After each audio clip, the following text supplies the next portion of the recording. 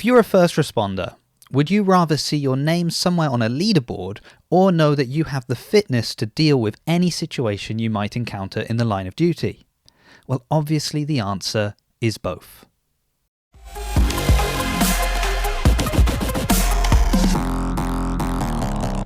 This year, CrossFit decided not to hold the occupational games.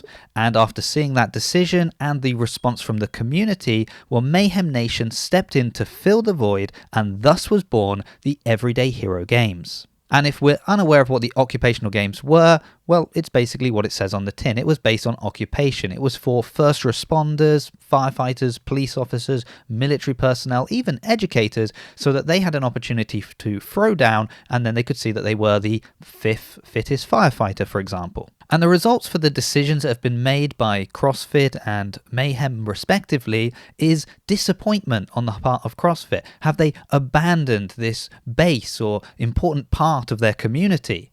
And of course, tremendous praise for Rich Froning and Mayhem Nation for stepping in to fill the void. And while it is understandable that people could be disappointed that the occupational games is not a thing, particularly in the way in which it was put across, and I'll come back to that a little bit later, is it really fair though to say that CrossFit is abandoning this portion of their community? Or could it be that having this competition run outside by Mayhem could actually be the best thing for all involved? So let's take a look at what Mayhem is doing and a few details that Jake Lockhart shared with me, and then we'll look at what CrossFit is doing and if it's really fair to say that they have abandoned this important part of their community. So the Everyday Hero Games is an online competition. It is being run from May 4th, so today if you're watching this on the day it goes out, until May 7th, and it has 5 events. Now, considering that they didn't have a lot of time to prepare for this beforehand, this was done in response to CrossFit's decisions, we've got to say that they have done an incredible job. Not just with the workouts themselves, but putting out movement standards, rules, FAQs, floor plans, filming advice. It's everything we'd want to see from an online competition. And this really fits with some of Jake's comments.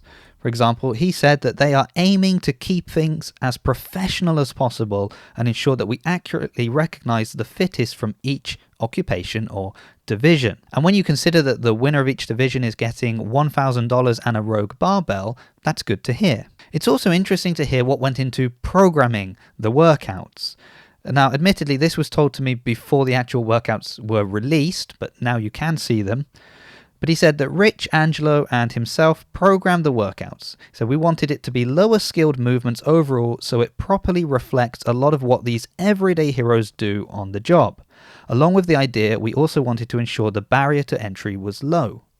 There is a mix of classic CrossFit, a twist on a hero workout, and just overall balanced fitnessing programming. There will not be really high skilled movements or a lot of Olympic lifting. Well, now that the workouts are out, I'll let you look through them and let me know if you agree. And the final thing that Jake said that I think is really important to share is that he said, in the end, we want to highlight those who regularly serve in our communities and ensure they have a lot of fun doing the workouts.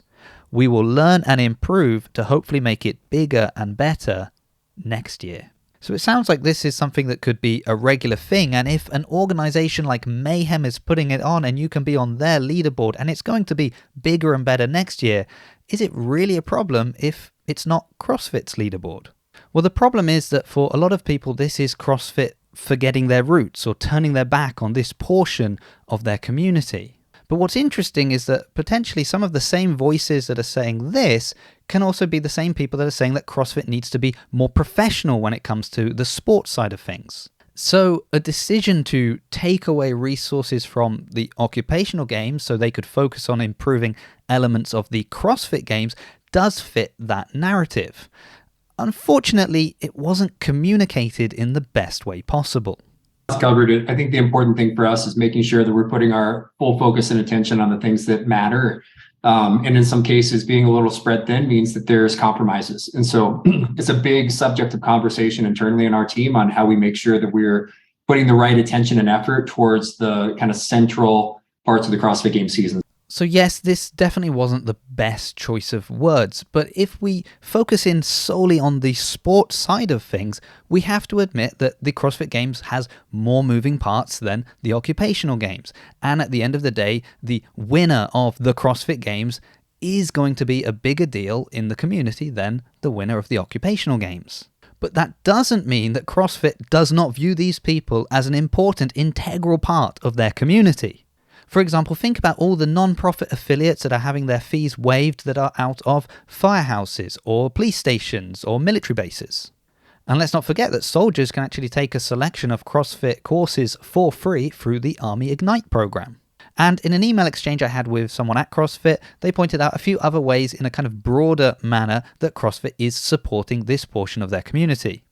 For example, prepares them for the unknown challenges of their occupation, allows them to perform their job more safely with more confidence, can be taught and implemented efficiently in the field with little equipment or time, can significantly improve the health and longevity of those in occupations dedicated to service of their communities, provides community and camaraderie for those with stressful occupations who often suffer from work-related mental health issues, etc., champions their service that has been done for many years. We have things like hero wads that we know highlight these people as well. And it signed off basically saying that they were making sure that this continues to be a thing of high priority. Now, admittedly, a number of these things could also be true for a local affiliate themselves, and it's not something directly coming from CrossFit, but of course the affiliate is getting the methodology, the training, everything is coming from CrossFit ultimately, so we can understand that they can of course claim some of the credit for these things. So if CrossFit is being spread too thin, would we not prefer that they are spending their time, energy and resources to make sure that these people have what they need so they can be best prepared for the unknown and unknowable? Or do we want them to focus on making a nice shiny leaderboard for them? For example, if a first responder finds himself in a life and death situation, I'm sure they're more grateful knowing that they have the fitness and skills to give them the best possible chance of success than knowing where they stand on a leaderboard. But then, of course, if that position on the leaderboard is important to them, well, you've always got Mayhem's Everyday Hero Games.